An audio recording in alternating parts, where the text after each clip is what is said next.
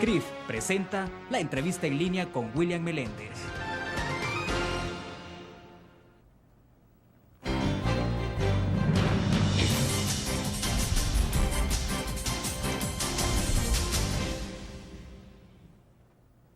Bienvenidos a la entrevista en línea en este martes 19 de julio de 2011. Saludos a nuestros cironautas que nos ven en nuestro país y el mundo a través del www.laprensagráfica.com y también a nuestros televidentes en Canal 25 a las 9 de la noche. Y de igual forma un abrazo para los radioescuchas en Grupo Nutriz Radio, que transmitimos totalmente en internet. Pueden participar, estamos transmitiendo en vivo. El pasado domingo se desencadenó la parte más gráfica de una crisis que se ha venido manifestando de diferentes formas en los centros penales del país. El penal de Quezaltepeque se convirtió ahora en el centro de la atención cuando familiares de los reclusos enfrentaron a piedras a los custodios y los mismos efectivos del ejército que debieron disparar al aire frente al pánico de las visitas. ¿Cómo se explican estos hechos? ¿De qué depende la superación de la crisis? ¿Se ha perdido el control? ¿Qué hacer con el hacinamiento? Siendo que la infraestructura está diseñada para albergar 8.000 reclusos y ahora hay cerca de 25.000. Son muchas preguntas para un problema crónico. Para entender más de este fenómeno, nos acompaña en nuestros estudios Nelson Flores. Él es el coordinador del área de Seguridad Ciudadana y Justicia Penal de la Fundación para el Estudio y la Aplicación del Derecho, FESPAD. Nelson, bienvenido. Un gusto. Mucho gusto. Bueno, antes de comenzar, Nelson, tenemos una nota que prepararon nuestros compañeros del equipo de multimedia, justamente la ha redactado Nancy Alonso, de los acontecimientos del pasado domingo, y se las vamos a poner en este momento para que tengamos en perspectiva el tema. El ambiente tenso aún se percibe en el centro penal de Quezaltepeque. Este lunes, familiares de los internos y los custodios despedidos se concentraron en el lugar.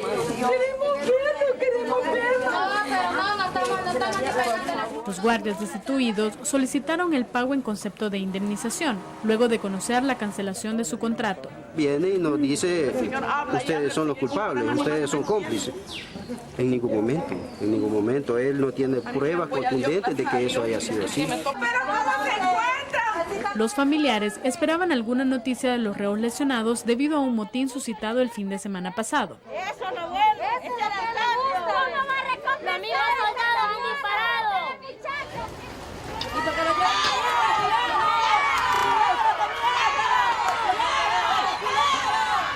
Nosotros lo que queremos pues saber de qué han hecho, qué hicieron con estos cipotes.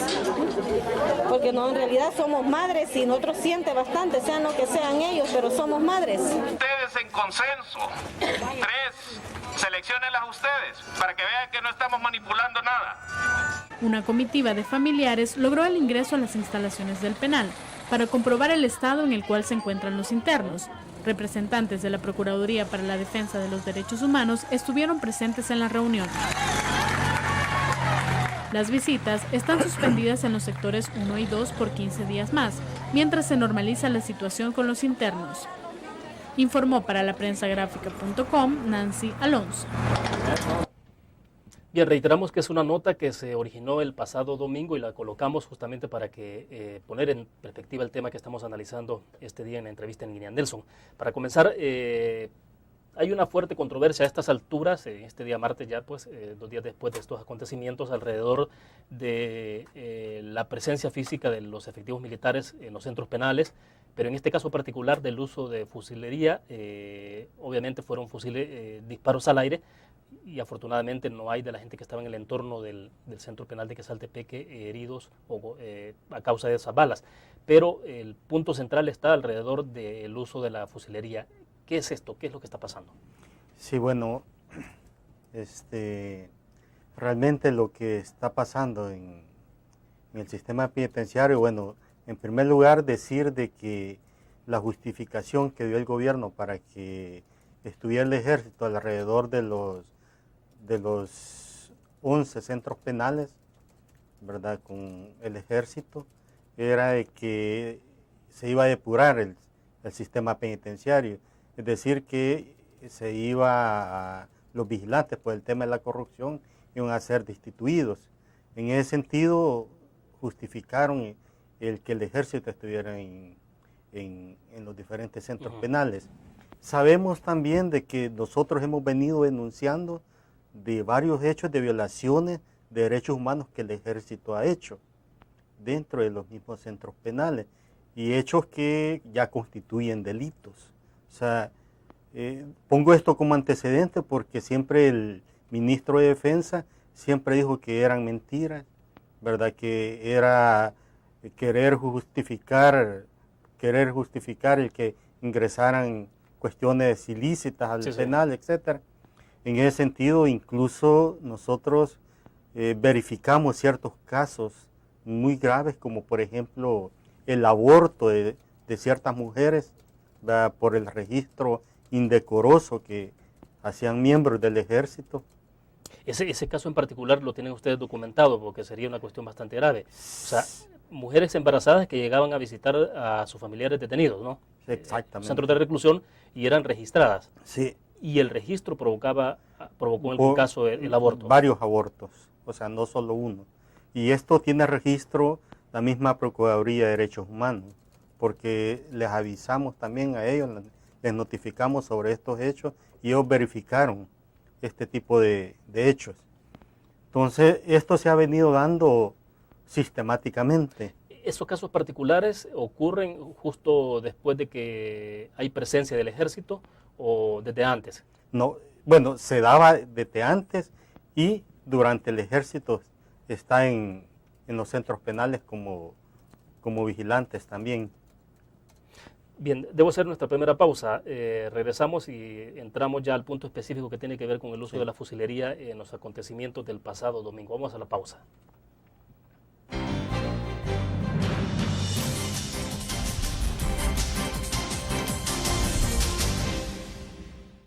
¿Qué te parece si este año descubres nuevos destinos? Alcanzas tus metas. Manejas nuevos triunfos sin más preocupaciones. Cuenta con nosotros para lograr todas tus aspiraciones. Los créditos de la Agrícola te acompañan para que puedas crecer hasta donde te lo has propuesto. Solicítalos al 2210-9800 en bancoagricola.com o en agencias. Banco Agrícola.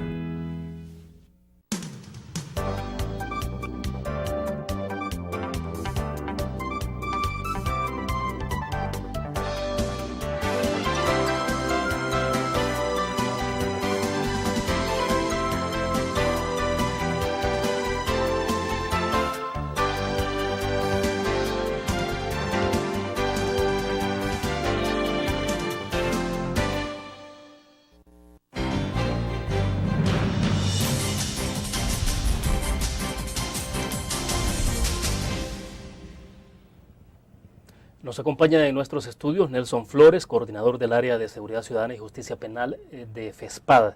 Nelson, el presidente Funes, ya escuchamos declaraciones y ha pedido una investigación por los disparos que ocurrieron el pasado domingo en el Centro Penal de Quezaltepeque. También ha habido una reflexión, un señalamiento bastante fuerte del Procurador para la Defensa de los Derechos Humanos. Antes de que entremos ya a ver todo el contexto que un poco habíamos planteado desde que comenzamos sobre la situación de la presencia del ejército desde antes, algunas situaciones irregulares con el caso de las mujeres embarazadas, pero bueno, en el caso puntual del uso de armas largas, ¿cuál es la opinión de FESPAD?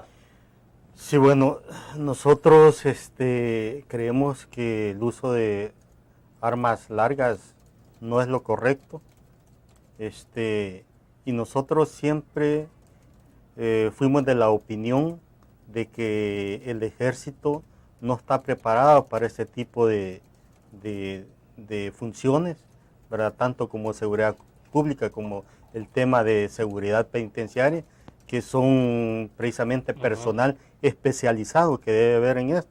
Aunque se dice que ellos pasan por un curso en la escuela penitenciaria, pero no es suficiente. Es decir, el hecho que usted pase 15, un mes capacitándose no lo hace experto en dicha temática. Entonces sí se necesita que realmente las personas que estén como trabajadores en el sistema penitenciario tienen que ser expertas en el tema penitenciario. ¿Usted cree que lo que ocurrió el pasado domingo estuvo a poco de convertirse en una tragedia? Sí, las tensiones nos parecen que son muy fuertes, ¿verdad? Y esto provoca precisamente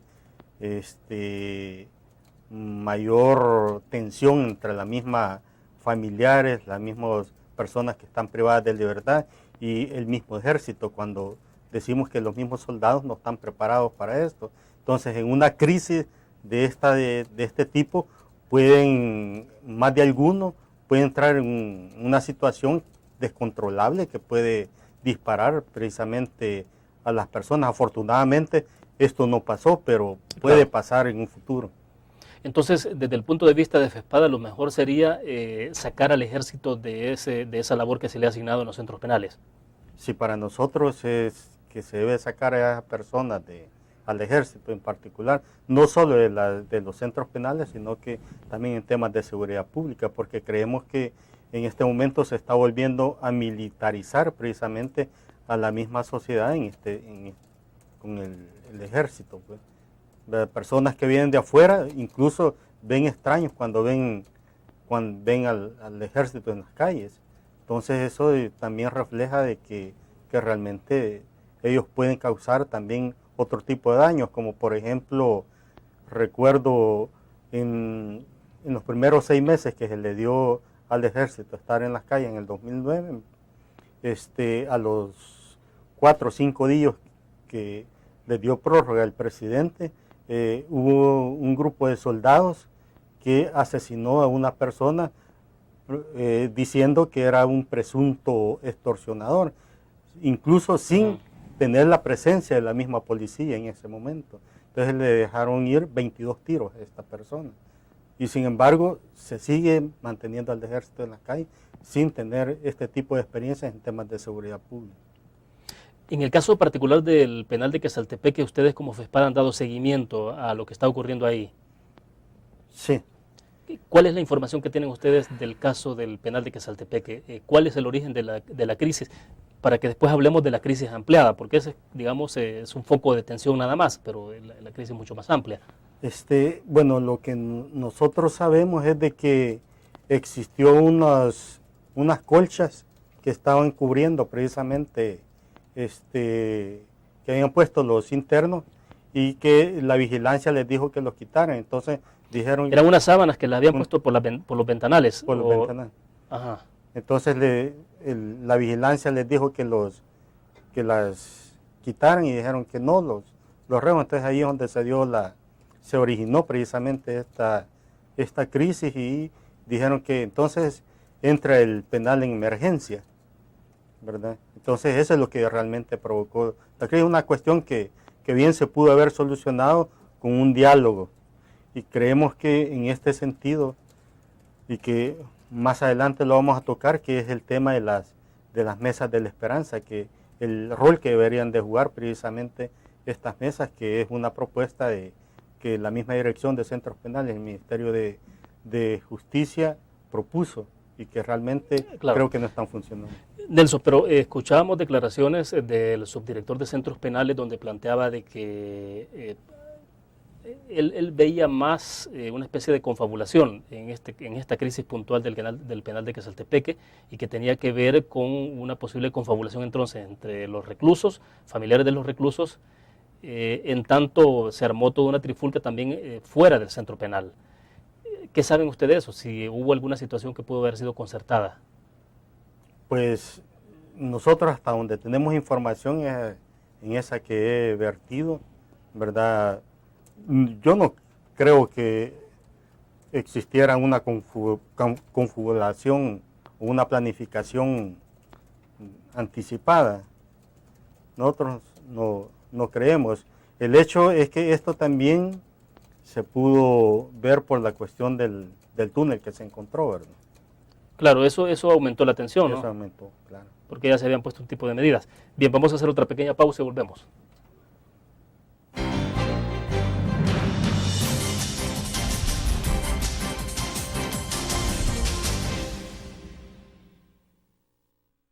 ¿Qué te parece si este año estrenas ilusiones?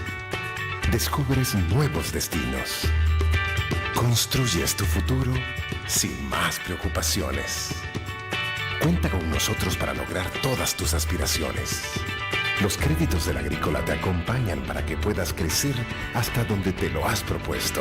Solicítalos al 2210-9800 en bancoagrícola.com o en agencias. Banco Agrícola.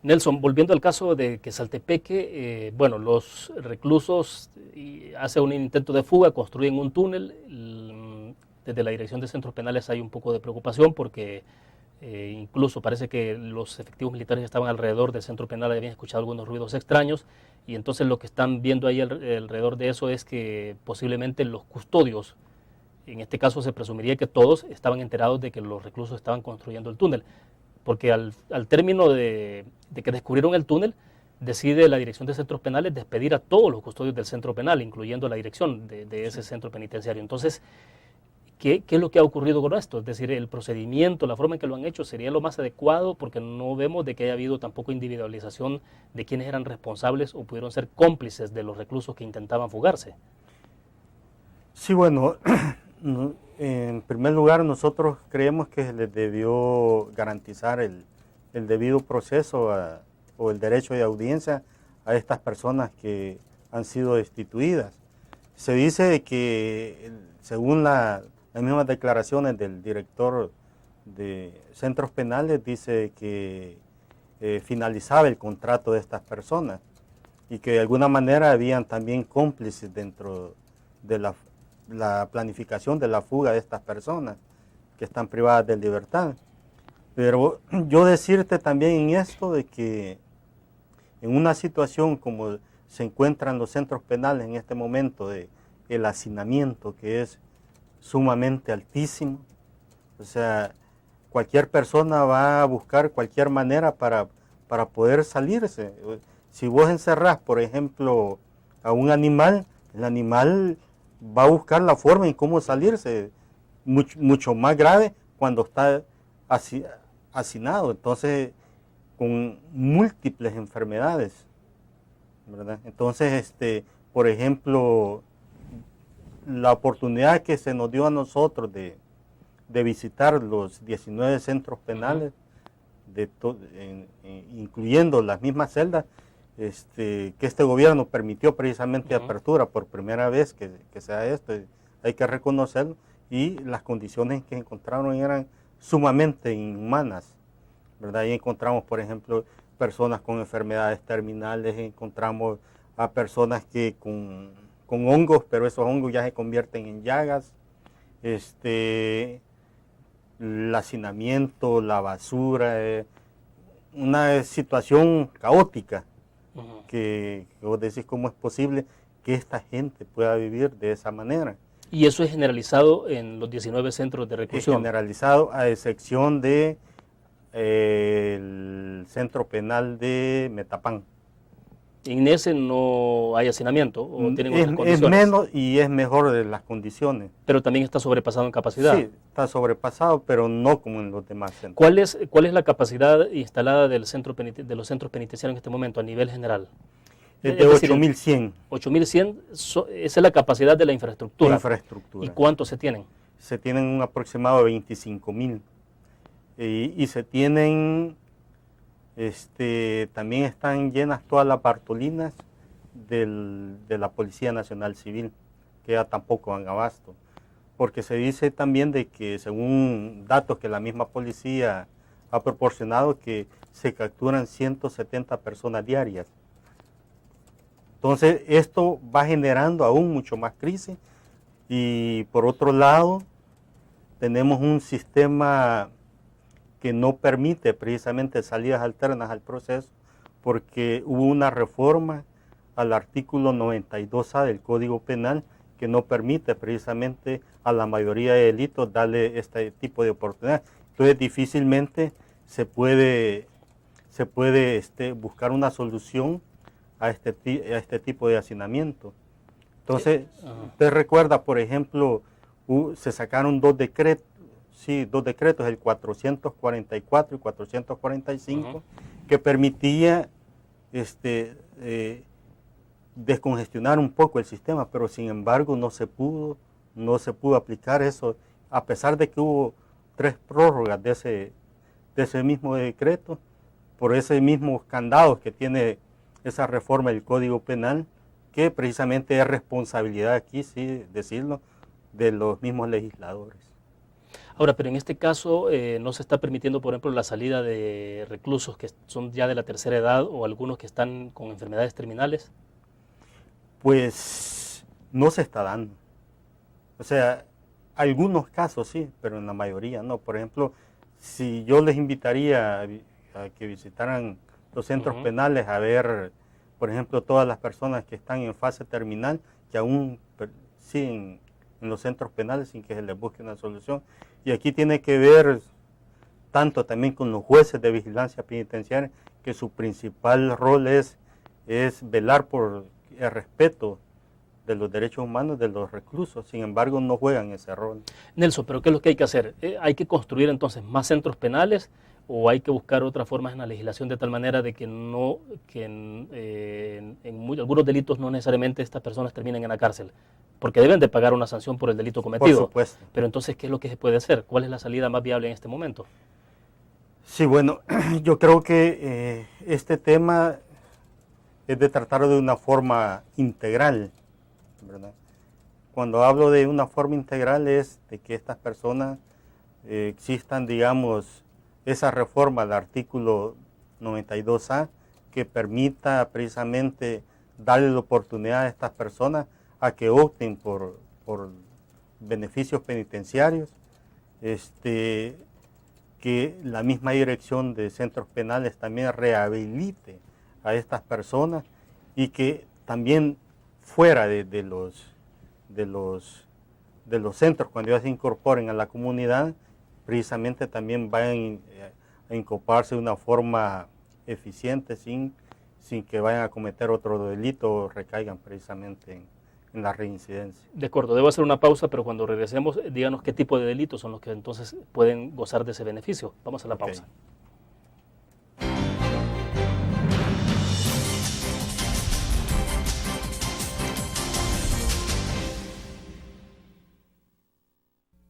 ¿Qué te parece si este año alcanzas tus metas? Construyes tu futuro. Enfrentas nuevos retos sin más preocupaciones. Cuenta con nosotros para lograr todas tus aspiraciones. Los créditos de la Agrícola te acompañan para que puedas crecer hasta donde te lo has propuesto. Solicítalos al 2210-9800 en bancoagricola.com o en agencias. Banco Agrícola.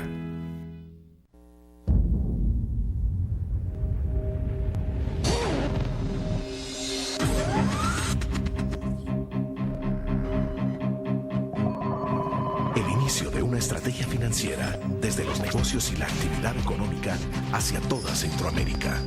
El Economista Regional, una revista especializada donde encuentras el panorama empresarial y los principales movimientos financieros. El Economista, el modelo regional de información económica.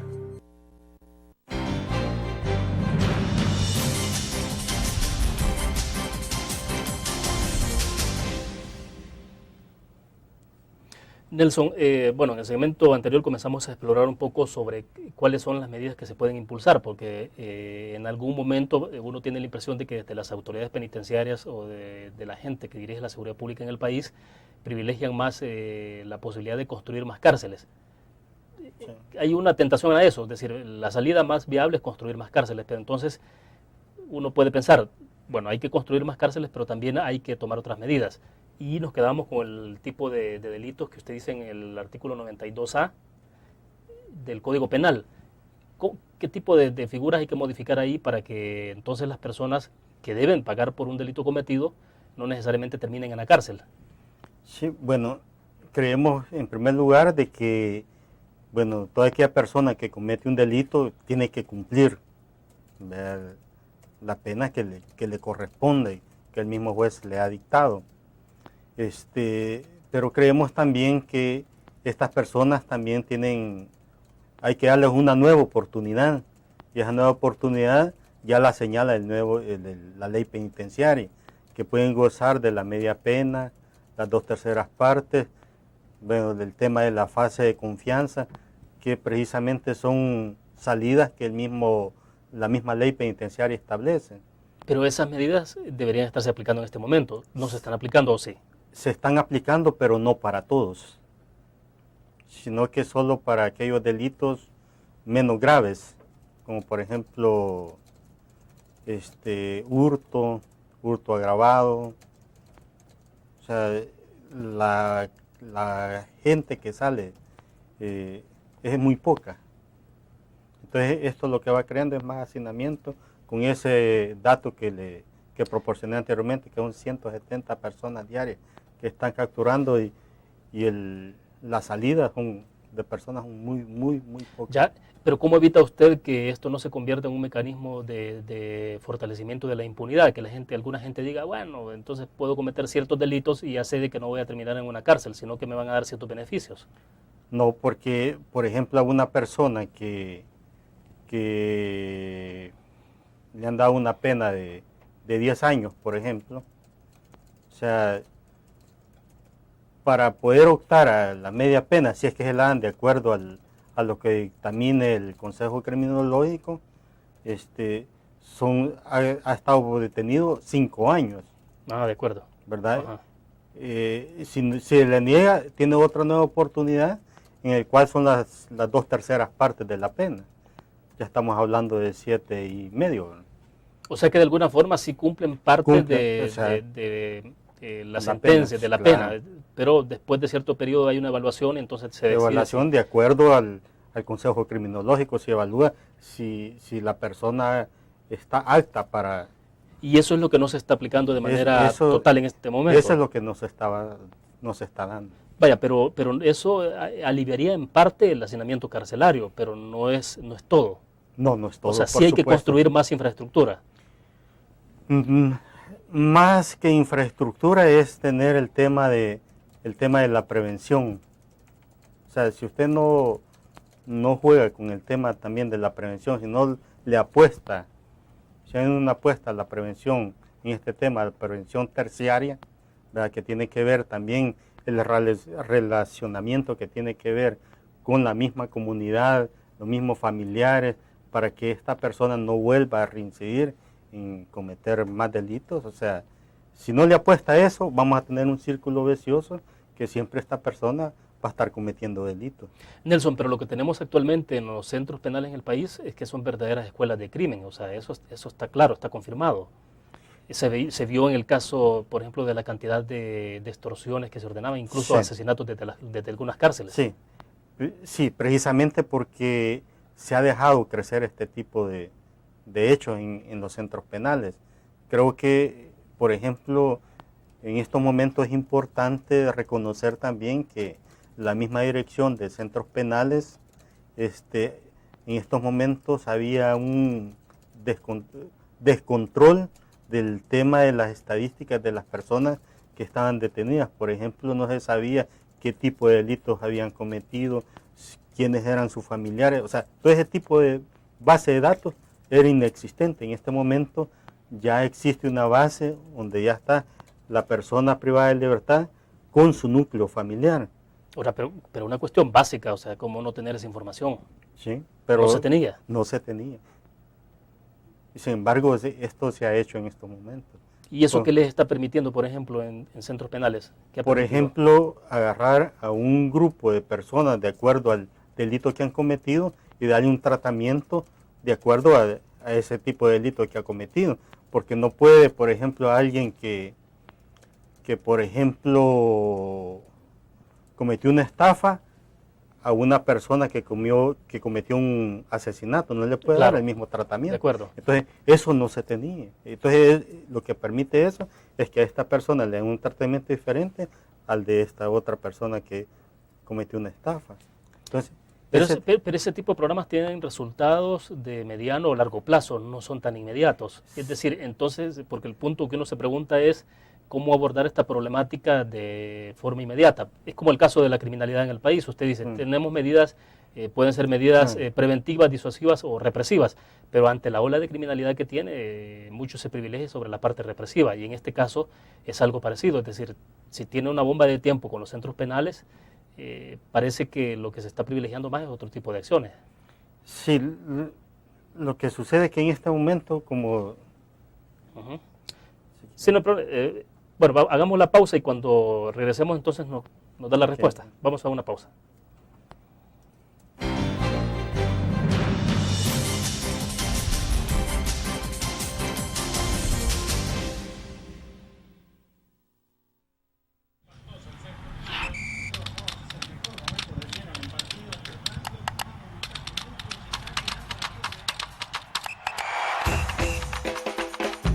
La emoción del deporte está en www.elgráfico.com. Ingresa al nuevo escenario deportivo y descubrí toda la pasión del deporte. Fotos, videos, fichas y resultados de las mejores ligas del mundo. Elgráfico.com. Conectados por deporte. Blur. La revista más innovadora y moderna de todos los tiempos. Única en su estilo, creativa. Un espacio exclusivo y reservado de entretenimiento y diversión, llevada al máximo. Blur. Time Out, Movie, lo mejor de la cartelera. Art. Shopping, la guía de la moda. Go, viajes cortos fuera de la ciudad. Blur.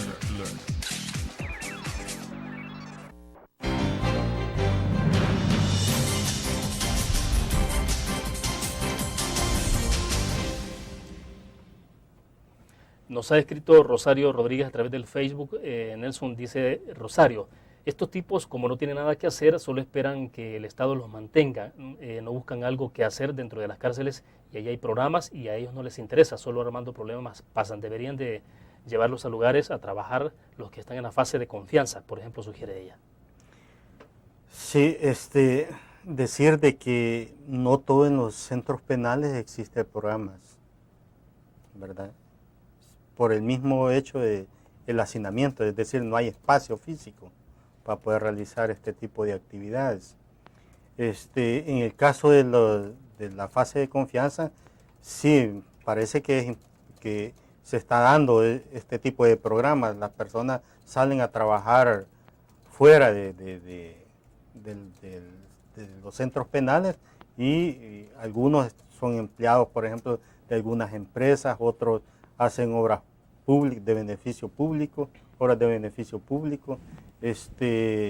y creo que con estas dos granjas que ha anunciado, por ejemplo, el mismo presidente de la República y el ministro de Seguridad Pública, van a permitir precisamente que más personas opten por esto y a partir de ahí también ellos van a producir algún tipo de cosechas que van a servir también para comercializar y también para alimento.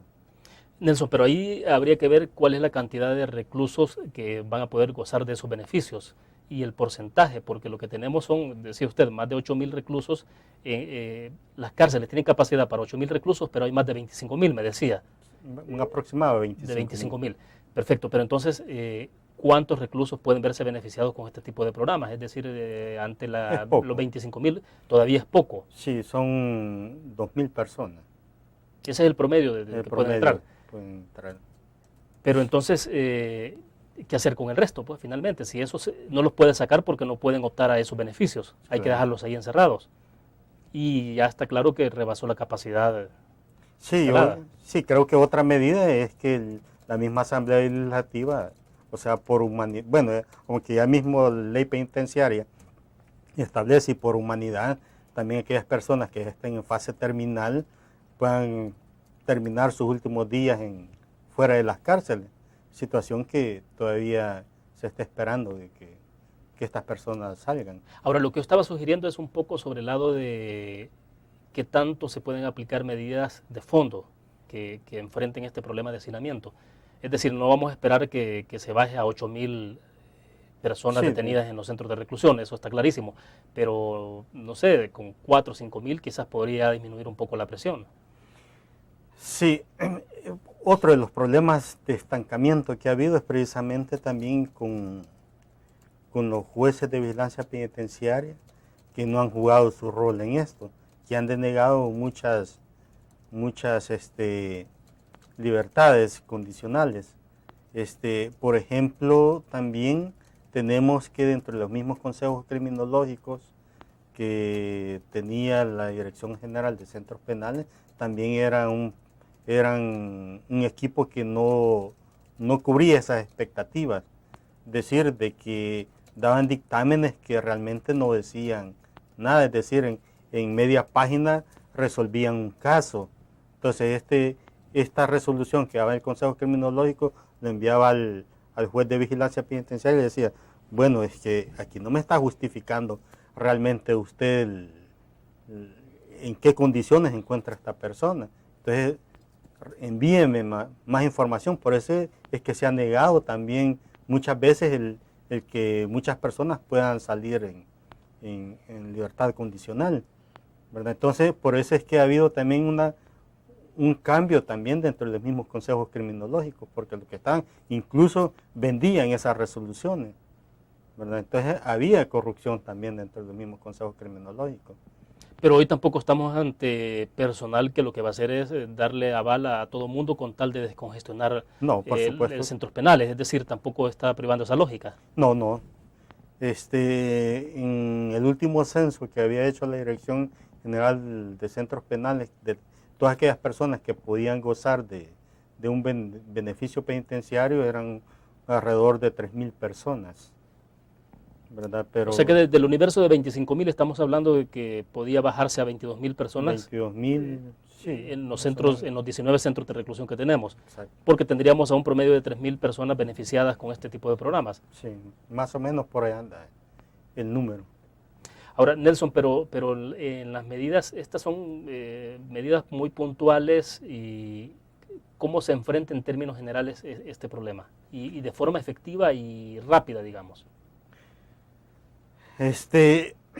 Como esto no solo tiene que ver al interior de es decir, cuando nosotros hablamos sobre el tema de la prevención de la violencia, hablamos en los 3 niveles, en la primaria, secundaria y terciaria, porque en el tema terciario es el sistema penitenciario de todas aquellas personas que están privadas de libertad, pero si usted, por ejemplo, no previene fuera de las cárceles algún tipo de violencia, o sea, siempre va a estar llenando las cárceles.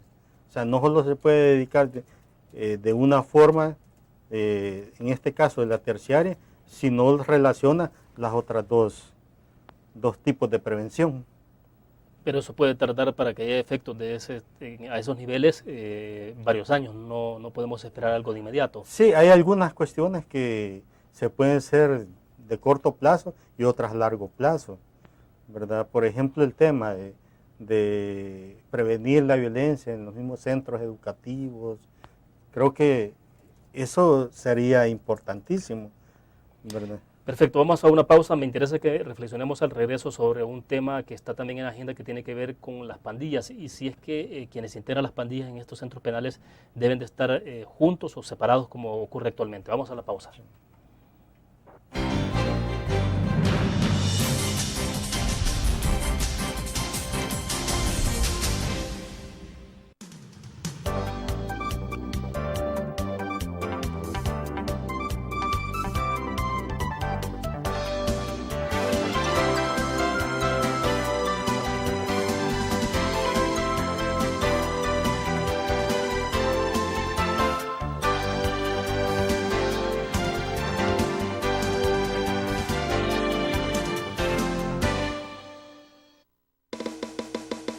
Tu periódico es dinero, porque ahora puedes pagar con la prensa gráfica.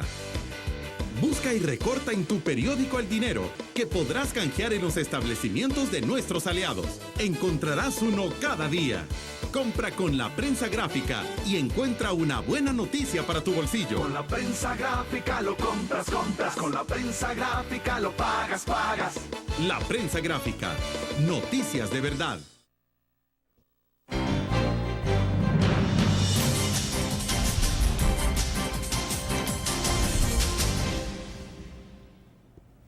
Nelson, en el país los pandilleros que están procesados, que están condenados por ciertos delitos, están agrupados en algunas cárceles, no están revueltos de una mara con la otra, sino que están separados. ¿Ese proceso de separación es saludable a estas alturas o debería establecerse un mecanismo distinto? Es decir, si se juntan, el temor obviamente es que se van a matar, pero ¿qué es lo que se debe hacer? ¿Hay que seguir con este proceso como está? Bueno, yo creo que, en mi opinión, debe establecerse un proceso para que ya no sigan separados. Es decir, creo que si hablamos de reinsertar a estas personas, o sea, también tienen que vincularse entre ellos mismos, tener una relación no solo entre pandillas, sino que con la población civil, ¿verdad? Porque aquí tenemos tres sectores: los civiles, los de una pandilla y los de la otra pandilla. Y así están separados. Así están separados en este momento. Entonces, yo creo que debe establecerse un proceso en que permita precisamente ver ese tipo de integridad, de relacionarse entre estas mismas personas, porque eso no se da. Es decir, pero tampoco ha habido en el país un ejercicio a nivel penitenciario en donde se pueda establecer que es posible hacerlo, sin que terminen matándose, pues desde luego. Pues sí, hubo un proceso aquí precisamente en Quesaltepeque, donde estaban las dos pandillas, que participaban sobre un mismo programa, nunca se agredieron. Es decir, sí se puede. O sea, ¿tenían algún nivel de convivencia? De convivencia, por supuesto. Con programas específicos, pero siempre estaban separados, es decir, dormían en celdas distintas, claro, agrupados. Pero nunca se dio un hecho así con ellos, por lo menos en ese momento. ¿En qué puede terminar esto entonces, en el caso de las pandillas, si continuamos con este modelo que se tiene? Que la separación y las tensiones entre las mismas pandillas va a existir, y eso va a provocar más violencia, ¿verdad? Yo creo que es hora de ir parando este tipo de violencia, ¿verdad?, entre las mismas pandillas, porque creo que también ellos mismos le hacen daño a su propia familia, ¿verdad? Entonces es muy, muy grave. En ese sentido, creemos que es importante ya buscar un nuevo proceso de cómo integrar a estas personas. Ahora, pero ¿cuál es el perfil de los programas que se puedan aplicar para lograr ese objetivo? De que entonces estos jóvenes pandilleros que están ahí condenados puedan tener un nivel de convivencia entre las pandillas rivales. Yo creo que uno de los temas que no se ha dado precisamente en el sistema penitenciario es el tema de la resolución de conflictos, que nos parece que es un tema importante que hay que introducir al interior de los centros penales. Y precisamente nosotros teníamos la idea como FESPAD que las mesas de la esperanza precisamente jugaran este rol. A lo mejor si nos puede graficar un poco más qué son las mesas de la esperanza, cómo están integradas y cómo funcionan. Ok, bueno, las mesas de la esperanza las creó este nuevo gobierno, ¿verdad? El nuevo director general de centros penales. ¿Tienen cuánto? ¿2 años? No, menos. Desde que inició este gobierno, tienen 2 años. De acuerdo. Más o menos. En ese sentido, las mesas se propusieron con aquel tema de la carretera de oportunidades.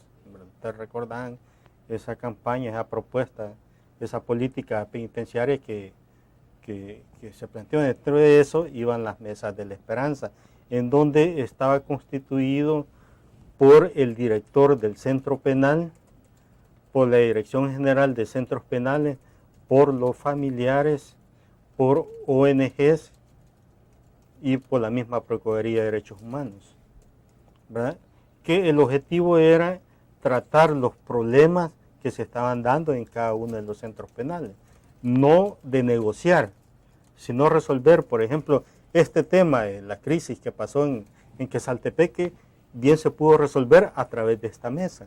Es decir, a la mesa no se iban a llevar exigencias o demandas de los reclusos de otro tipo, sino que tenía que ver con conflictos específicos. Conflictos específicos, por ejemplo, la alimentación, o sea, cuestiones básicas, ¿verdad? Entonces, pero realmente, en mi opinión, esas mesas no jugaron su rol. Y no están jugando su rol. O sea, las mesas están instaladas todavía. Están instaladas, pero que existen. Existen, pero ya mucha gente se retiró de esas mesas porque no se les dio ese contenido. ¿Y cuál es la explicación que han tenido desde centros penales, entonces, desde la dirección, sobre el por qué no ha funcionado esto? Bueno, nosotros le hicimos una propuesta precisamente sobre ese tema, pero... ¿En qué términos iba la propuesta? En términos de darle una nueva forma a las mesas de la esperanza, ¿verdad? Con un contenido, por ejemplo, que mencionaba, del tema de resolución de conflictos al interior de los centros penales, en donde realmente el rol que podía jugar, por ejemplo, aquí la Procuraduría de Derechos Humanos fuera la facilitadora de este proceso, ¿verdad? Porque muchas veces la Dirección General de Centros Penales envía a una persona que es el que a la vez se convierte en juez y parte. Ya, pero esa es una salida. ¿Pueden haber otras opciones para ir bajándole a esta crisis? Sí, esa es una opción. La otra es que las mismas personas tengan también oportunidades de rehabilitarse entre de los centros penales, pero esto tiene que pasar obviamente también por el descongestionamiento de los centros penales, porque en algunos lugares hace falta espacio físico. Bien, vamos en este momento a nuestra última pausa comercial y volvemos.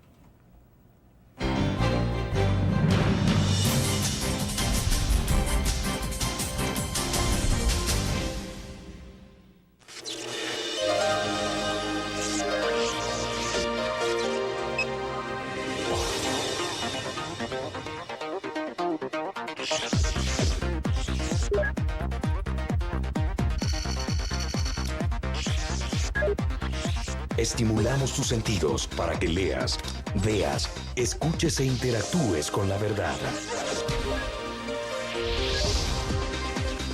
LPG Multimedia. Tu periódico es dinero, porque ahora puedes pagar con la prensa gráfica. Busca y recorta en tu periódico el dinero que podrás canjear en los establecimientos de nuestros aliados. Encontrarás uno cada día. Compra con la prensa gráfica y encuentra una buena noticia para tu bolsillo. Con la prensa gráfica lo compras, con la prensa gráfica lo pagas. La prensa gráfica. Noticias de verdad.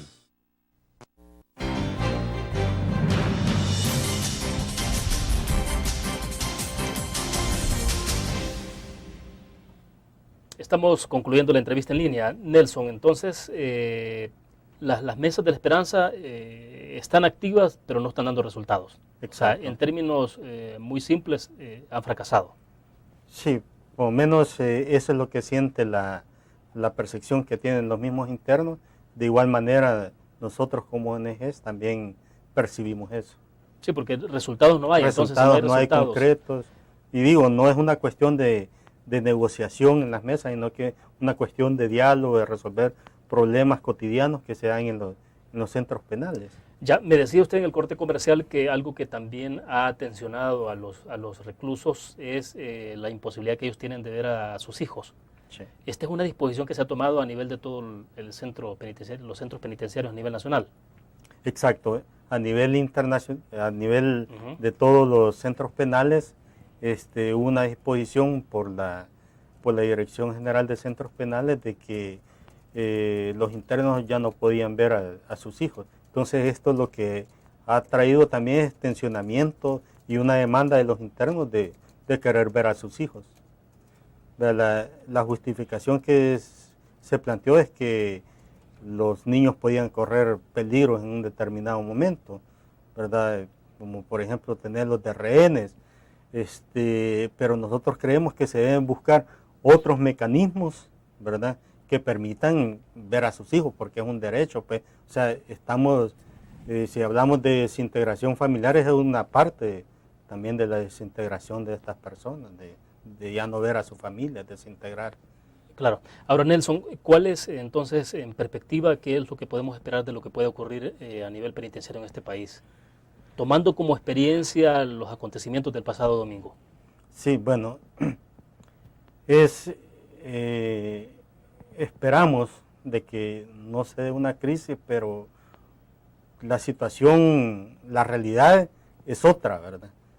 En donde el hacinamiento, las tensiones que se dan en cada uno de los centros penales es alta. Incluso si usted recuerda, por ejemplo, en años anteriores, habían menos reclusos y había mayores problemas penitenciarios. Bueno, de hecho, las masacres que ocurrieron en el pasado, 10, 15 años atrás, ¿no? Claro, sí, por supuesto. Y había menos población. Menos población, mucho menos. Por ejemplo, el 2004, por ejemplo, habían un alrededor de 9.000 personas, 12.000, entre 9.000 y 12.000 personas. No recuerdo muy bien el dato, pero por ahí andaba la cantidad de privados de libertad. Ahora, pero eso tampoco es una forma de consuelo, de decir que no puede ocurrir una situación más grave en las condiciones en las que estamos. Grave. Precisamente pongo esto porque si se dio allá, esto podía ocasionar en un determinado momento una situación que sería difícil de poder solucionar. Y decimos, bueno, y ya no es una bomba de tiempo, sino que ya es una situación que ya superó, digamos, esa situación, ¿verdad? Porque realmente ya no tenemos, bueno, si todavía se están llenando aún mucho más las cárceles y no hay salida, o sea, la presión en algún momento va a explotar. Es decir, la amenaza de una posible masacre por diferentes motivos puede ocurrir, es decir, eso está ahí latente. Sí, por diferentes razones. Por diferentes razones, o sea, podría darse, o sea, no podemos descartar ninguna posibilidad, ¿verdad? Porque las condiciones que están son críticas. Nelson, y lo que tenemos en términos de las políticas penitenciarias, ¿no estamos ante una situación de continuidad de lo que hacían las administraciones en gobiernos pasados? Bueno, yo creo que ahí hay muchas cosas que se han superado. O sea, también decir de que hay, y aquí hay que ser honestos, es decir, en las cuestiones, por ejemplo, ha habido depuración del personal corrupto, porque ha habido no solo a nivel de vigilantes, sino que de haber docentes, doctores, o sea, ha habido toda una estructura de personas que están enquistadas en el sistema penitenciario, que por el momento se ha empezado a depurar precisamente ese tipo de personas. Bueno, pero el problema continúa, porque en el caso de Quezaltepeque, los custodios que fueron despedidos en su totalidad con el director, era gente nueva, o sea, no viene de administraciones pasadas, gente nueva, creada supuestamente con un nuevo concepto, ¿no? Y sin embargo, han sido despedidos y removidos por lo que estaba ocurriendo con ese intento de fuga. Sí, bueno, aquí podemos decir que alguien está vacunado contra la corrupción, y creo que eso se puede dar, pues, se está dando. Y en este caso también miembros del ejército también han salido involucrados en algunos hechos, y han salido, pero no se investiga. Y aquí creo que es importante el rol que debe jugar también la Fiscalía General de la República en las investigaciones, porque muchas veces la Fiscalía deja estos casos en la impunidad. Entonces es precisamente su rol, pues, su deber de investigar todo este tipo de casos. Pero lo que tenemos en este momento es bastante impunidad también. Sí. Impunidad en relación a... En relación a todos los niveles de lo que estamos observando. Sí, hay corrupción. Ahora, para ponerle fin, el punto es cómo para todo esto. O sea, no está tampoco tan fácil ni a la vuelta de la esquina la respuesta total a esto. No, hay que tomar medidas a corto plazo, largo plazo, ¿verdad? Que no lo vamos a solucionar digamos, en este gobierno. Difícilmente se va a resolver todo el problema de crisis penitenciaria, pero sí creo que es importante dejar las bases, ¿verdad? De poder solucionar este problema y darle seguimiento, porque este es todo un proceso. No lo podemos decir, bueno, vamos a tomar este tipo de medidas y ahí termina, sino que es un proceso. Bueno, se nos agotó el tiempo. Gracias, Nelson, por haber participado. Igual. Muy gentil. Bien, terminamos de esta forma la entrevista en línea. Nos vemos mañana a la misma hora. Estará con nosotros en nuestros estudios el alcalde de San Salvador, Norman Quijano. Nos vemos entonces.